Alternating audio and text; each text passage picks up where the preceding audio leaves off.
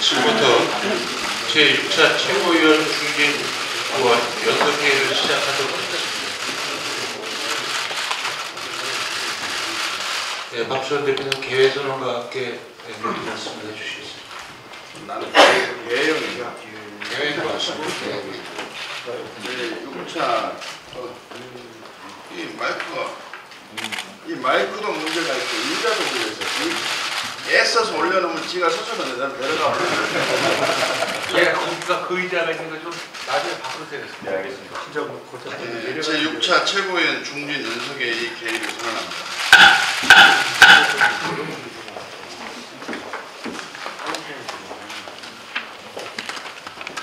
지금 북한의 김정은 위원장이 중국을 방문해서 시진핑 주석과 남북 정상, 북미 정상을 회담을 위한 전략적인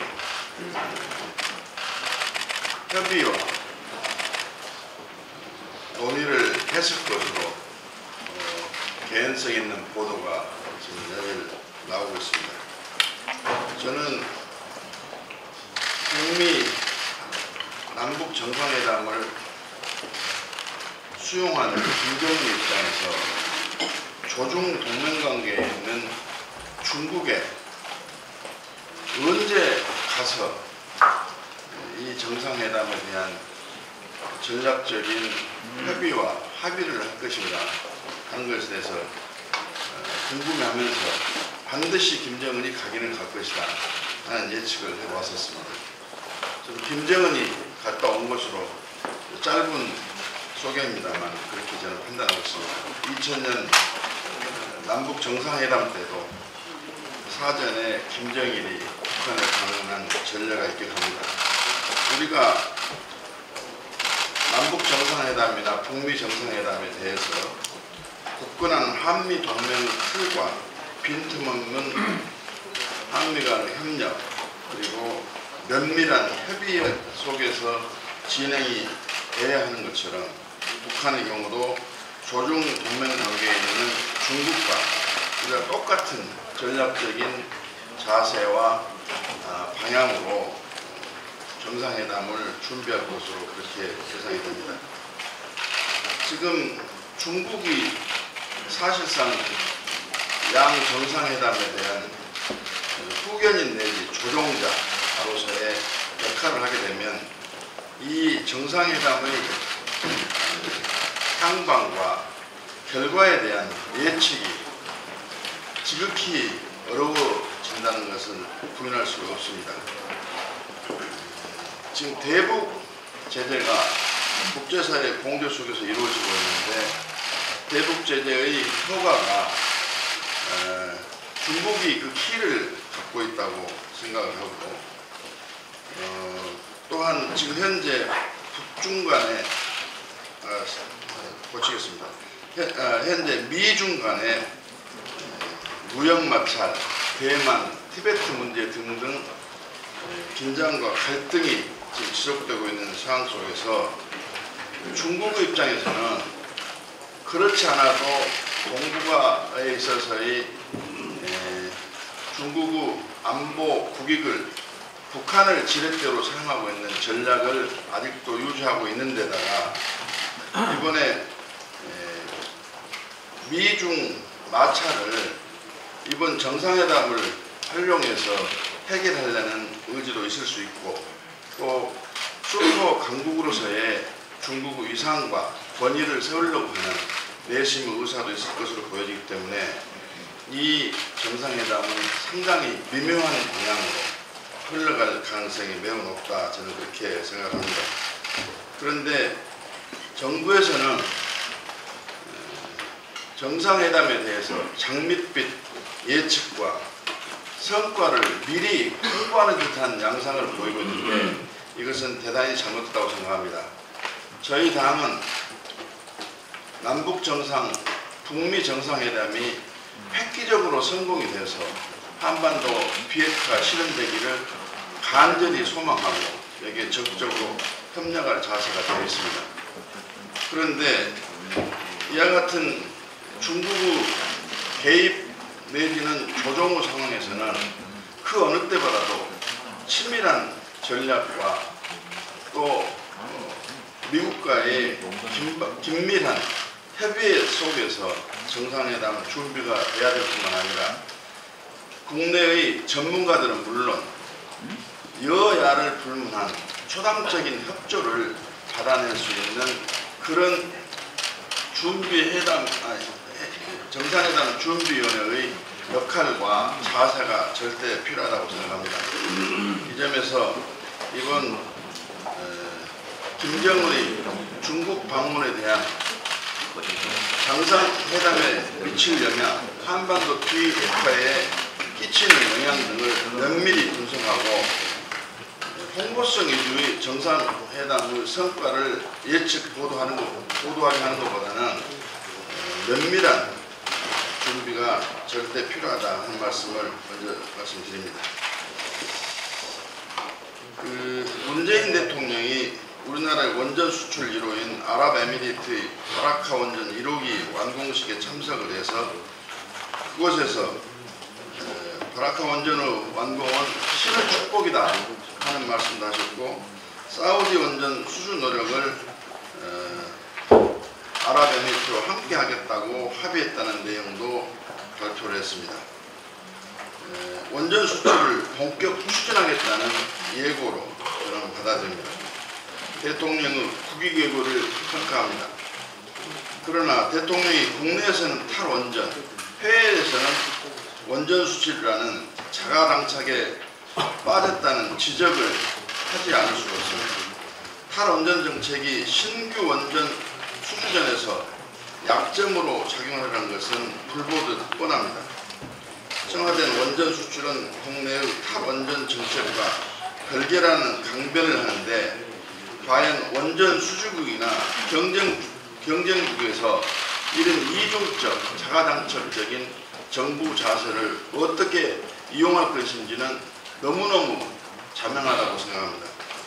탈원전 정책은 친환경과 미래 지향성, 시민 안전이라는 바람직한 목표에도 불구하고 신규 원전 전면 중단, 원전 제로 시대 등 정책이 급진적이고 현실성이 떨어지며 세계적 추세와도 달리가고 있어 비판을 많이 받고 있습니다. 신재생 에너지 탈원전 발전 비중 20%는 현실성이 없는 것으로 드러나고 있고 미세먼지와 지구온난화 등 최근 우리가 극심한 고통을 겪고 있는 탈석탄과 기후변화 대응은 무시되고 있고 탈원전 정책은 또한 세계적인 기조가 아니라는 그런 지적을 받고 있습니다. 원전 사고로 원전 공포를 몰고 왔던 미국, 러시아, 일본도 최근 다시 원전 발전을 지속 내지 확대하는 입장을 보이고 있을 뿐만 아니라 러시아, 중국, 인도, 아르헨티나 등 다수 국가들이 원자력 발전 비중을 확대하고 있습니다. 국내용 탈원전 정책은 재고를 해야 할 시점이 아닌가 이렇게 촉구를 합니다. 그렇다고 원전 확대로 가자는 주장은 아닙니다. 국가 에너지 기본 정책을 고려한 경중과 완급을 조절하면서 원전 수출의 경쟁력 확보 차원에서 원전에 대한 분명한 입장을 정부가 가져야 한다고 생각합니다. 오늘 중진회의가 있으니까 이 정도만 하겠습니다.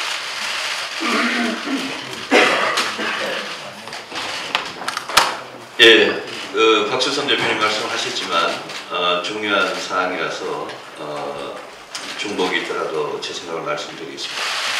김정은이 베이징을 방문해서 시진핑 주석 등 중국 지도부와 회담을 가졌다는 보도가 사실이라면 북한 비핵화를 둘러싼 이러한 움직임이 우리의 안보 목표인 전쟁 방지와 완전한 비핵화에 앞으로 어떤 영향을 미칠지 결정적인 고비에 처해 있다고 봅니다. 남북 정상회담과 미북 정상회담이 발표되었을 때 3월 7일 청와대 오찬 등에서 저는 3가지 원칙을 제시를 했습니다. 이 모든 정상회담의 대화와 협상은 첫째, 완전한 비핵화를 목표로 해야 하고, 둘째, 최대의 제재와 압박을 흔들림 없이 추진해서 말 대 말, 행동 대 행동의 상호주의 원칙으로 비핵화의 가시적 성과를 얻어내야 하며, 셋째, 굳건한 한미동맹으로 이 목표와 전략을 뒷받침해야 한다. 이렇게 말씀을 거듭드려왔습니다. 김정은이 시진핑을 만난 목적은 남북 정상회담, 미북 정상회담이 시작되기도 전에 중국을 움직여서 대북 제재와 압박을 낮추려는 의도를 가진 것으로 판단이 됩니다. 대북 제재와 압박에서 결정적인 역할을 하는 중국이 만약 제재와 압박의 수위를 낮추어버리면 비핵화 목표는 멀어지고 북한도 핵미사일 완성 시간을 벌게 되고 미국 갈등은 새로운 차원으로 전개될 것이라는 점에서 큰 우려를 낳고 있습니다. 문재인 대통령께서는 귀국 즉시 중국을 접촉해서 진상을 파악하고 미국과의 대화를 통해서 전략 수립에 나서야 할 것입니다. 그리고 4월과 5월의 정상회담은 여러 다양한 주제에 대해서 논의해서 비핵화의 초점을 흐리기보다는 비핵화를 단일 의제로 하는 비핵화 정상회담이 되어야 한다는 점을 분명히 합니다. 미세먼지가 국가적인 재난이 되고 있습니다. 정부는 미세먼지를 국가적 재난으로 규정하고 근본적인 대책을 마련해야 합니다. 우리나라의 평균 미세먼지 농도가 세계보건기구 WHO 권고 기준은 물론이고 다른 나라의 주요 도시들과 비교해도 2배 이상 높은 상황이라고 합니다. 정부는 작년 가을에 관계부처 합동 TF를 구성해서 2022년까지 미세먼지 국내 배출량을 30% 감축하고 미세먼지 농도의 나쁨 일수를 70% 감축하겠다는 목표를 달성하겠다, 이렇게 큰 소리를 쳤습니다만 미세먼지 상황은 더욱 악화되고 모든 국민들이 지금 고통을 호소하고 있는 상황입니다. 국내의 미세먼지를 줄이는 대책과 또 연평균 30에서 50%, 오염이 심할 때는 60 내지 80%로 추정이 되는 중국발 미세먼지 해결을 위한 특단의 조치를 반드시 조속히 취해야 한다고 생각하고 저희 국회도 이 문제에 대해서 팔을 걷어붙이고 나설 것을 촉구합니다. 교육부가 그동안 수시 모집 학생들에게 적용하던 수능 최저 기준을 폐지할 것을 각 대학에 권고했습니다. 그동안 학생부 종합전형을 통해서 수시 모집에 응하더라도 수능 점수가 대학이 정한 최저 기준을 통과해야 했는데 이 기준이 폐지되고 나면 학종 비중이 더 높아지게 됩니다. 그러나 문제는 이 학종에 대한 학부모들과 학생들의 신뢰도가 매우 낮아서 내신의 불공정이 대학 입시 전반의 불공정으로 이어질 수 있습니다. 사교육으로 내신을 높이는 학생이나 특목고 학생들만 유리하다는 그런 비판이 제기되고 있고 많은 학생들과 학부모들이 이런 식으로 교육제도가 대학 입시제도가 가는 것은 우리 사회가 너무 불공정한 식으로 간다고 지금 불만이 터져나오고 있습니다. 수능 최저기준 폐지를 반대하고 또 학종 축소를 촉구하는 그런 청원의 목소리도 계속 커지고 있습니다. 교육부는 이 목소리를 담아서 이 수능 최저기준 폐지 이 공고를 철회할 것을 촉구합니다. 교육부에 대해서 제가 여러 번 이야기를 했습니다만 교육부는 야당의 목소리를 전혀 듣지 않고 있습니다. 지난번 초등학교 1, 2학년 방과 후 영어 교육 금지 정책을 이것도 금지하지 마라 라고 수차 이야기했는데도 이런 야당의 목소리, 국민의 목소리를 교육부는 전혀 무시하고 있습니다. 우리 당이 교육부의 이런 태도에 대해서 경종을 울리고 국회에서 반드시 이런 잘못된 정책을 바로잡아서 학부모들로부터 우리 당이 제대로 역할을 하고 있다는 걸 보여줘야 한다고 생각합니다. 네, 원내대표님 말씀 있겠습니다.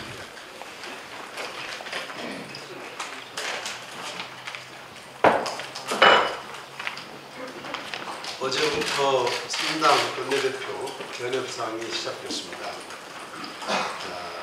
무엇보다도 이번 개헌의 핵심은 권력구조 개편입니다.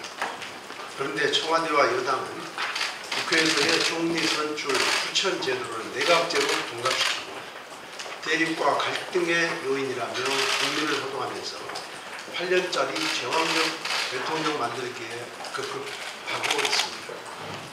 시대정신인 정권과 협치를 위해서 대통령의 권한을 나누면서 대화와 소통으로 정권을 뒷받침해야 하고 인식 자체가 없고 소통할 줄 모르는 청와대와 여당의 시대착오적 인식에 개탄을 금할 수 없습니다. 공권형 권력구조는 정치 선진국의 사례에서 충분히 검증되어 왔습니다. 대표적인 공권형 국가인 프랑스와 오스트리아는 행정부와 입법부 간의 상시적인 대화와 소통으로 대립과 갈등을 최소화하면서 효율적인 국정 운영을 이뤄내고 있습니다. 이스라엘은 어떻습니까? 아랍 국가들에 둘러싸여 세계의 화약고라 불릴 정도로 전쟁과 테러, 분쟁이 수시로 발생하고 이념과 종교의 인적 구성이 다양해 대립과 갈등 요소가 다분하지만 다양한 집단의 이해와 요구를 권력 분산을 통한 대화와 협치로 해결하면서 세계 최고 수준의 국민 통합을 안정적으로 달성하고 있지 않습니까? 과연 이런 이스라엘의 정치체제가 내각제라는 사실을 청와대와 여당은 알고나 있는 것입니까? 국민의 대표성과 비례성이 보장되는 선거 제도도 마찬가지입니다. 독일과 스웨덴, 네덜란드 등 대표적인 경제선진국, 정치 선진국들은 민심 그대로의 비례대표 선거제도, 다당제의 제도화 등을 통해 다양한 계층의 요구를 반영하고 상시 소통과 협치로 안정적인 국정 운영을 보여주고 있습니다.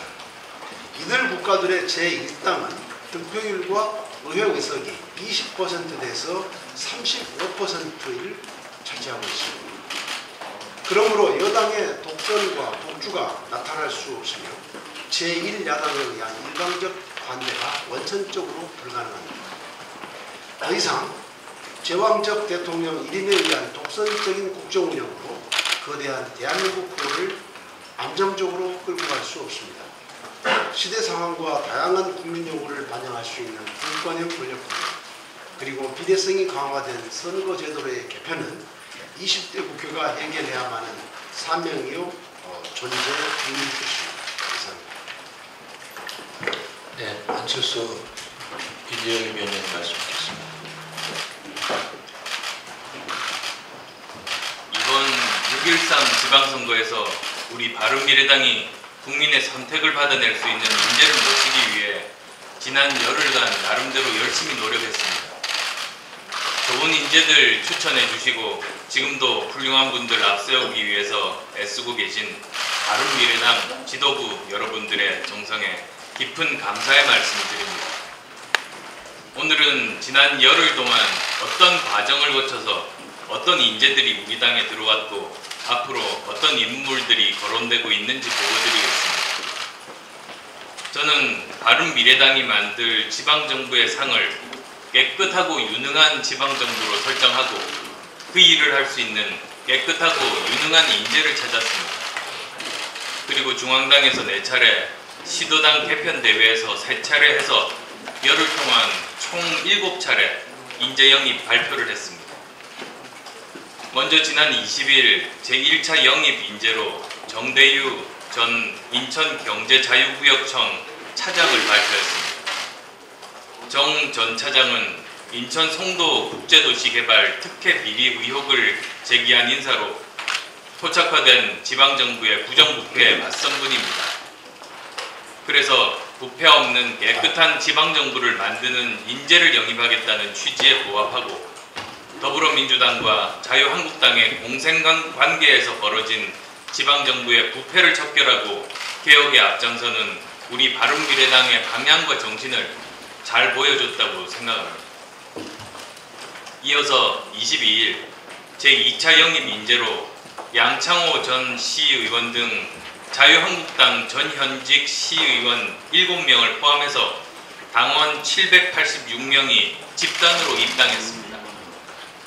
자유한국당의 구태정치 한계를 느끼고 찾아온 인사들로 제1야당으로서 무능함을 부각하고 현 정부에 대해 제대로 된 견제 능력을 갖춘 대한야당으로서 바른미래당의 역할을 보양한 것으로 평가합니다. 그 과정에서 곰팡내 나는 자유한국당이라는 말이 화제가 되었던 걸로 알고 있습니다. 지난 25일 3차 영입 인재로 정수경 변호사 등 4명을 발표했습니다.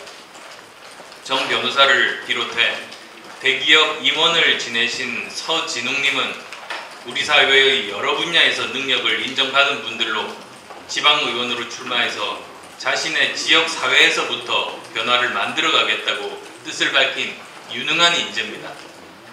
이런 분들이 바른미래당이 추구하는 변화에 대한 진정성, 깨끗하고 유능한 인재상에 부합하는 분들이라고 생각합니다.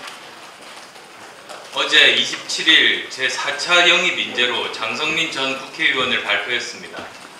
아시다시피 장 전 의원은 1997년 김대중 전 대통령이 이뤄낸 수평적 정권 교체의 주역이자 핵심 전략가로 김대중 정신을 계승할 적임자이자 대북 전문가입니다.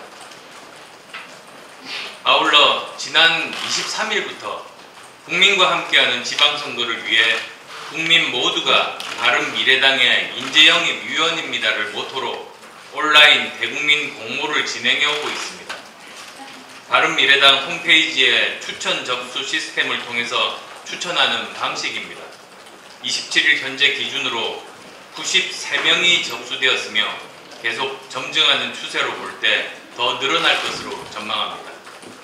특히 대국민 공모 취지대로 정치 신인, 전문가, 지역 봉사자 등에 대한 추천이 쇄도하고 있어서 고무적입니다. 앞으로도 인재영입 계속 발표해 나갈 것이며 매주 2회 정도 인재영입위원회 전체 회의를 열어 인재영입 추진 방향을 논의하고 영입한 인재를 적재적소에 활용하기 위한 방안을 검토해 나갈 계획입니다. 더 많은 분들 추천해 주시기를 기대합니다. 고맙습니다.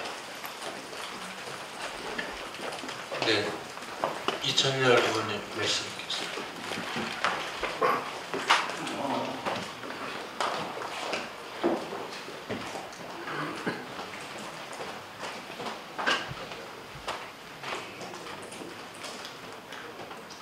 네, 수원시 장흥 출신 이천열입니다. 죄송합니다. 지난 주말 이후 미세먼지 공포에 온 국민이 지금 공포에 떨고 있습니다. 봄이 왔지만 나들이는커녕 집에서 창문 열기도 겁이 날 지경입니다. 마스크가 아니라 방독면을 써야겠다는 말이 줄어들지 않습니다. 그런데도 정부는 도로에 물을 뿌리거나 차량 이부제를 실시한다는 게 고작입니다. 문재인 대통령은 후보 시절 중국에게 미세먼지 당신들 책임 있다고 당당하게 말할 수 있는 대통령이 되겠다고 했습니다. 미세먼지 문제를 한중 정상회의에서 논의하겠다고도 공약했습니다. 그러나 지난 1년간 우리 정부는 중국에 따진 적이 없습니다. 물론 중국이 순순히 응할 나라는 아니라고 생각합니다만 지속적으로 압박하고 근거자료를 축적해 놓아야 합니다. 국내적으로는 석탄 화력 발전, 또 질소 산화물 배출을 많이 시키는 경유자동차 등 미세먼지 발생 원인이 되는 이런 자동차 연료도 개선해야 될 거라고 생각합니다. 숨도 못 쉬겠다며 국민들 원성이 하늘을 찌르고 있습니다.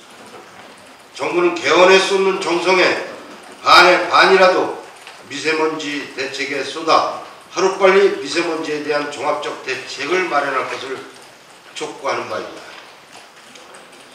또 한 가지는 올해는 무술년 황금 개띠의 해입니다. 그래서 그런지 최근 정치권에 국민들 눈살을 찌푸리게 만드는 개타령이 한창입니다. 정치는 말과 행동으로 하는 겁니다. 정치인의 말은 개인의 인격인 동시에 소속 정당의 수준을 보여줍니다. 우리 정치가 더 이상 국민들을 실망시키지 않도록 품격 있는 금도를 지키는 언행을 해야 된다고 생각합니다. 황금개를 폄훼시키지 않기 바랍니다. 이번 지방선거에서 국민들은 막말을 일삼으며 국민을 우롱하는 정당에게 준엄한 심판을 내려주실 것이라고 믿습니다. 이상입니다.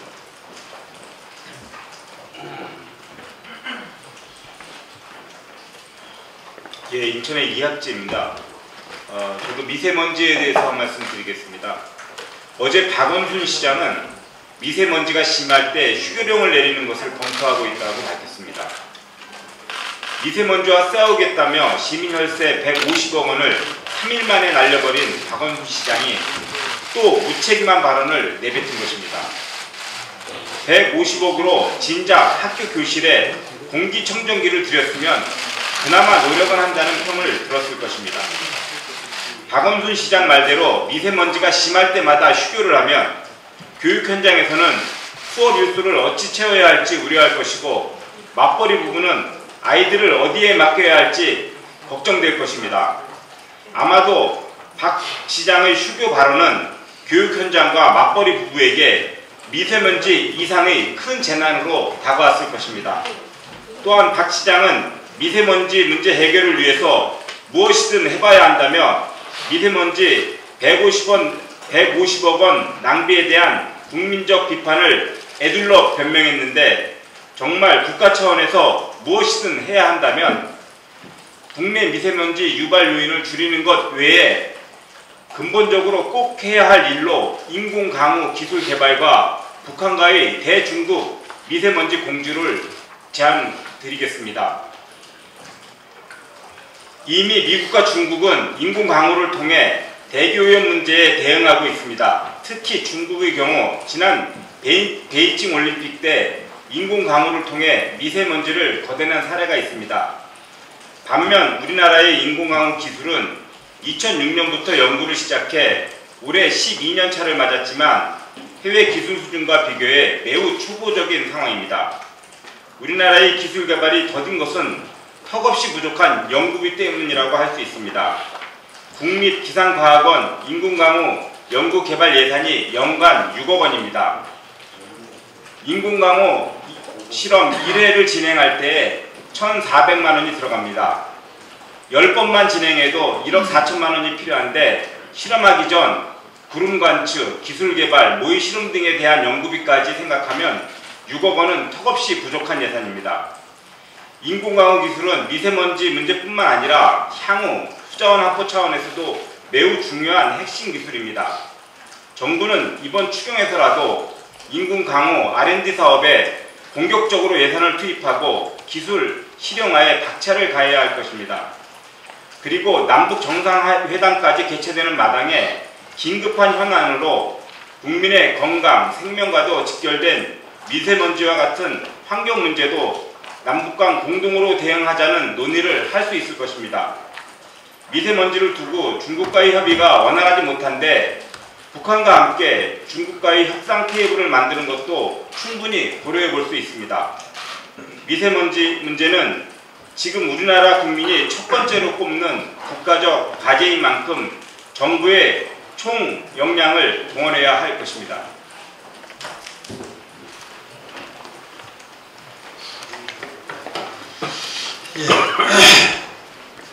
예. 박두선 대표님과 유승민 대표께서 안보 문제와 관련해서 김정은 북경 방문하고 연결해서 말씀을 잘 해주시면 좀 더 붙여서 말씀드리겠습니다.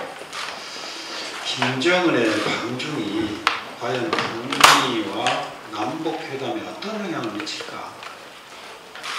정말 우려스럽지 않을 수가 없습니다.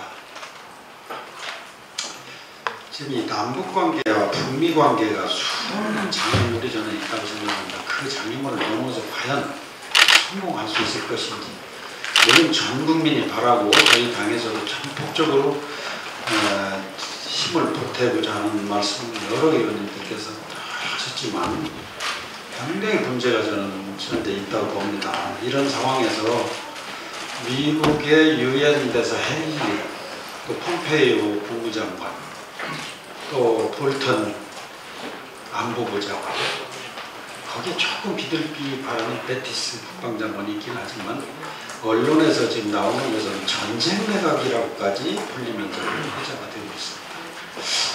과연 이런 상황에서 정부가 남북관계를 어떤 수준에서 보고 있는지, 아까 박수선 대표님 말씀하셨죠? 미리 샴페인을 터뜨리는 것이 아닌지 그런 분위기까지 지금 와닿습니다. 왜냐하면 지금 개헌 문제를 6.13 선거에 맞춰서 꼭 해야 된다는 어떤 결전을 해서라도 하겠다는 그런 분위기입니다. 이 과정과 절차도 여러 가지 문제가 있고 내용도 빠진 게 굉장히 많습니다. 제왕적 대통령의 핵심이 뭡니까? 인사 아니에요? 전혀 들어있지 않아요. 이런 상황에서 이 국정을 운영하면서 경중 완급을 지금 따지고 있는 것인지, 제가 생각하는 것은 지금 남북관계에 총력을 기울여야 되고 모든 지혜를 다 모아야 될 거라고 저는 생각합니다.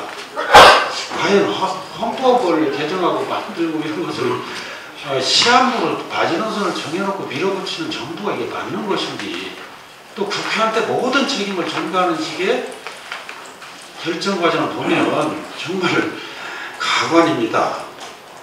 그리고 저는 그렇습니다. 이 공약, 대선 때 공약이 아무리 좋은 공약이라도 대통령이 되고 나서 국민과 국가에 큰 저해 요소가 된다면 얼마고 폐기하고 취소하고 보완하고 수정할 수 있다고 합니다. 그것이 대통령의 국정운행 자세가 아니겠습니까?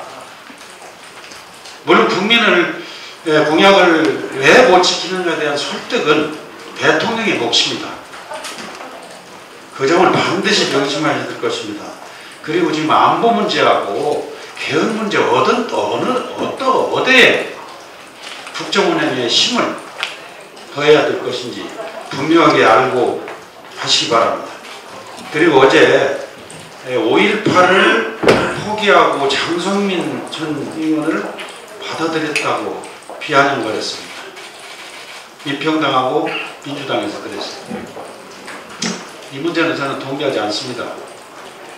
우리 김동철 의원님하고 하태경 의원, 제가 국방위에 있으면서 이 소위에서 상임위 본회의에 제가 제안 설명까지 했습니다. 불출신인데 분명하게 목적이 있습니다.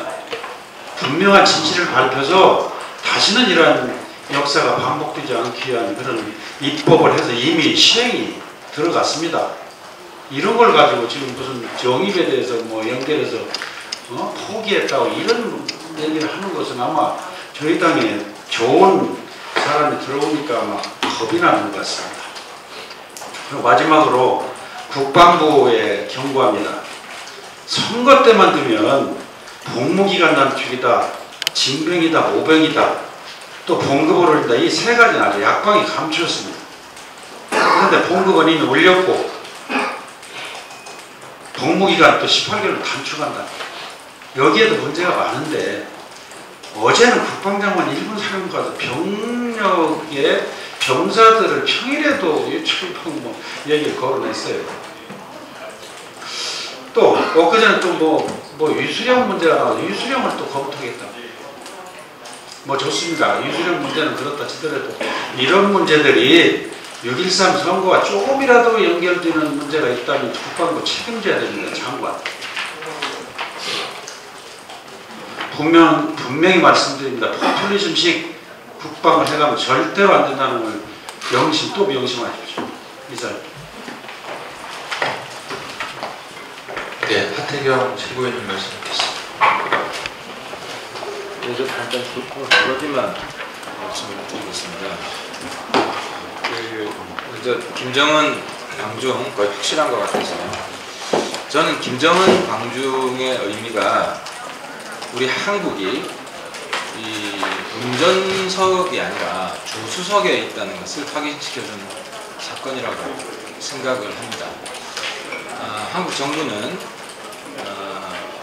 한국이 운전석에 있고 김정은을 데리고 미국도 가고 중국도 가고 일본도 가고 러시아도 가고 뭐 이런 환상을 가졌던 것 같습니다. 하지만 실상은 김정은이 운전을 직접 하고 한국을 조수석에 태우고 안내 역할만 했던 것이라는 게 저는 입증됐던 거라고 생각합니다. 그래서 김정은이 이 중국을 자기가 먼저 알아서 간 겁니다. 그동안 한국 정부는 운전자석이 입증이 됐다고 그 성과에 도취되어서 너무 오만해지고 희낙낙했습니다. 근데 이제 정신 똑바로 차려야 됩니다. 북한이 운전을 하고 미국과 중국이 독립변수이고 한국은 종속변수가 될 수 있다. 동북아 전체의 질서 재편에 잘못하면 한국이 길 잃은 양이 될 수 있습니다. 한국 정부가 정신 똑바로 차릴 걸 촉구하고요. 이런 상황에서는 국론 통합이 그 어느 때보다 중요합니다. 그런데 한국 정부는 거의 재헌 수준의 개헌안을 내세워서 사실상 개헌 방해 책동을 하고 있고 국론을 심각하게 분열시키고 있습니다. 국론 통합이 시급한 이 상황에서 국론 분열을 조장하는 대통령 개헌안은 즉각 철회해 주실 것을 촉구를 합니다. 다음에 언론 방송에서 우리 군을 모독하고 군 사기를 심각하게 떨어뜨리는 왜곡 보도를 연이어 하고 있습니다. JTBC에서 작년 2월 촛불 집회 때 군이 위수령 발동을 검토했다. 무력 진압하기 위해서였다. 하는 1차 왜곡 보도에 이어서 어제는 MBC에서 수도방위사령부가 비무장 촛불 시민을 향해서 발포 준비를 했다 하는 보도를 했습니다. 제가 확인해 보니까요. 비무장 촛불 시민을 향해서 발포 준비를 한 게 아니라 청와대에 난입해서 청와대의 그 방위병들의 총을 빼앗은 시민에 대해서는 자위적 조치를 취하는 것이 가상적으로 검토가 된 것뿐입니다. 이걸 자극적으로 비무장 촛불 시민, 거리에 모인, 광장에 모인 비무장 촛불 시민에 대해서 발포를 준비했다. 제2의 5.18을 준비했다. 이런 식으로 지금 JTBC에서 이어 MBC까지도 과장 왜곡 보도를 하고 있습니다. 이 방송 시청률 경쟁 때문에 이런 현상이 벌어지고 있는 것 같은데요. 저는 제발 이 엄중한 시기에 우리 군의 사기를 떨어뜨리고 군의 명예를 시커멓게 모독하는 이런 보도는 자제해 주시기 바라고요. 어쨌든 이런 보도 때문에 국민들이 혹시나 우리 군이 이 촛불 시민들을 무력 진압하는 걸 검토한 것이 아니냐 하는 의구심이 일었기 때문에 우리 국회가 하루빨리 국정조사권을 발동을 해서 이에 대한 진상을 철저히 규명할 것을 촉구를 합니다. 마지막으로 잠깐.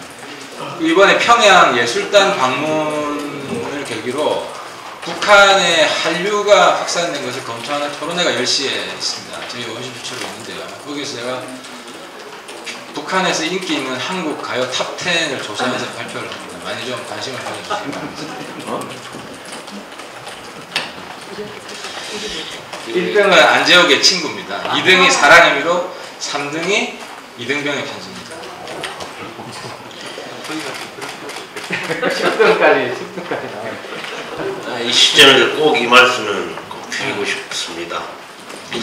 바라크 원전 1호기 일을 이렇게 오픈하면서 대통령이 신의 축복, 우리 원전은 제압, 이렇게 자기 모순에 빠져 있는데 오늘 제가 이 대통령 또 정부에게 출구 전략을 꼭 전략적으로 제안을 하고 싶어서 지금 원전 6개를 지금 백지화시킨 제8차 수급계획을 조금만 바꾸면 탈원전은 설령 그대로 가더라도 조금만 바꾸면 이 문제의 출구 전략이 될 수 있어서 말씀드리고자 합니다. 경북 영덕에 있는 천지 원전 1, 2호기를 98만 평을 백지화했습니다. 20만 평 지금 현재 보상해서 거기에 들어가 있는 돈이 한 700억. 나머지 80%는 보상을 안 해서 800여 명의 그 주민들이 은굴짓고 울부짖고 있습니다. 거기에 2,357억 원을 들여서 8년 동안 차세대 원전 APR 프로스를 개발을 해놓고 그것도 백지화했습니다. 지금 이번에 그 바라크 원전 1호기는 APR 1400 이번에 천지 원전에 들어가는 거는 APR 플러스 차세대 원전. 다시 얘기하면 지금 바라크 원전 1호기는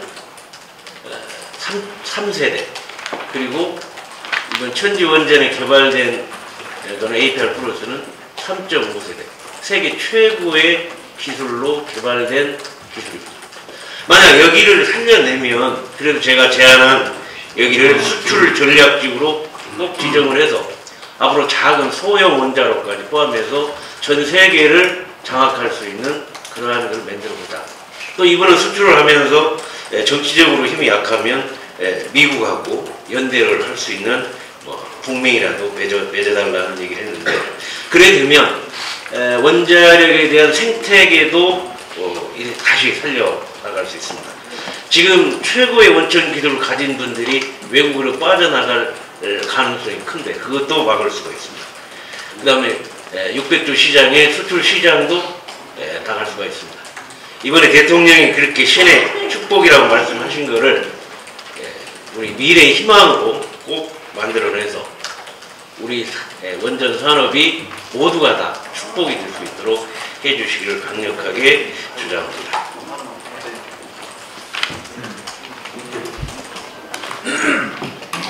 여기서 하나만 더 드립니다. 지금 청정 미세먼지 나왔는데 청정 에너지를 국민들이 너무 모르고 있어요. 청정 에너지의 그 탄소 배출량이 원전이 12g, 태양광이 48, LNG가 490, 석탄이 820입니다. 오히려 이 미세먼지 해결하면서 청정 에너지 개발하려고 하더라도 가장 청정 에너지가 원전이다. 두 번째가 태양광이다.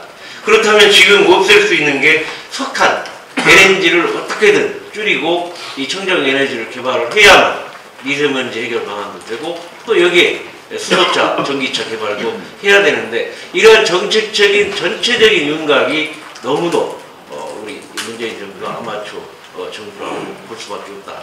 이번에 계기로 꼭 그러한 모든 청정 에너지 생태계를 만들고 미세먼지 해결도 근본적으로 해결 방안을 찾아줬으면 좋겠습니다. 그 사드 6기가 배치된 것이 지난 9월입니다. 정상 운영을 위한 기지공사가 그 이후에 사실상 중단되어 있는 상태로 확인이 되었습니다. 사드 배치 반대 단체와 일부 주민들이 기지 입구에서 검문 검색을 하면서 자재와 장비 반입 차량 등의 통행을 막으면서 있기 때문입니다. 경찰 역시 주민들의 불법 검문 활동에 대해서 사실상 손을 놓고 있습니다. 이로 인해서 헬기로 연료를 공수하고 임시 발전기를 돌리고 있습니다. 장병들은 헬기로 부대에 출입을 하고 있다고 합니다. 일반 환경 영향 평가도 지연되고 있고 상황 이런데도 군 관계자는 주민들에 대해서 설득 작업만 계속하고 있다고 합니다.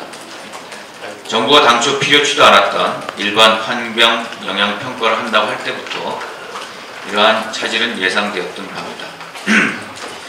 이 예상이 현실이 되고 보니 정부에게 당초 사드 배치 의지가 없었던 것은 아닌지 의심하지 않을 수 없습니다.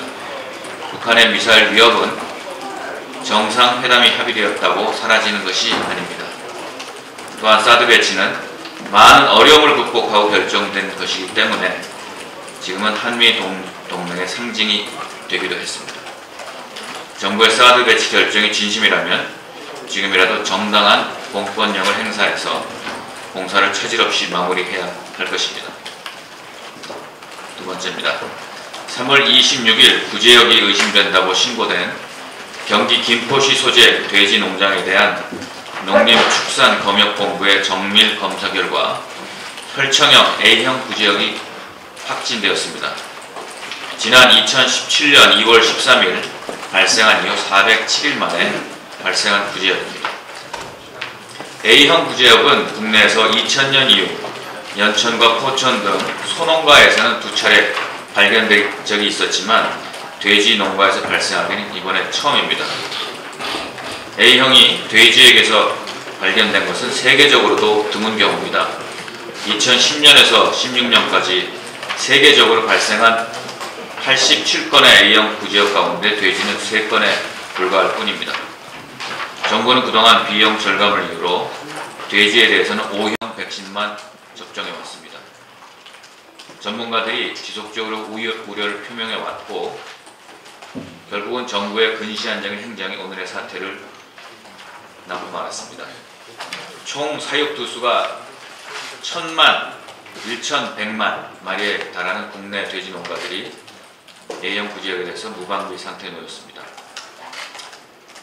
4가지의 대책을 말씀드리고자 합니다. 가장 시급한 것은 구제역 확산을 막는 일입니다. 국무총리실을 중심으로 모든 기관들이 나서서 방역대 설정, 이동 통제, 백신 접촉 등 초동 방역과 차단 방역에 총력 대처해 줘야 됩니다. 두 번째, A형 돼지 백신을 시급히 확보해야 합니다. 현재 약 800만 마리 분의 5+A형 백신을 확보해 두고 있습니다. 하지만 이 양으로는 440만 두 예상되는 경기도 충청남도에 대해서만 최소 2차례 접종이 가능한 양입니다. 확산될 경우 남은 660만 두에 대해서는 물량이 없다는 얘기입니다. 물량 확보가 시급하다. 세 번째, 이번에 A형 돼지 구제역은 세계적으로 발생이 드문 만큼 농장 내 잔존 바이러스에 의한 발생 가능성, 차량 등에 대한 외부로부터의 유입 가능성, 좀 전에 발생했던 구제역과 연관성에 대한 정밀한 역학조사가 필요합니다. 네 번째, 마지막으로는 구제에 관한 정보와 상황을 축산농가와 국민에게 충분히 설명해서 축산물 안전에 대한 국민의 불안감을 해소하고 지나친 소비 위축으로 축산농가들의 피해가 가지 않도록 각별히 정부는 노력을 해야 할 것입니다. 이상입니다. 네. 공개 모두 발언이 좀 길었습니다.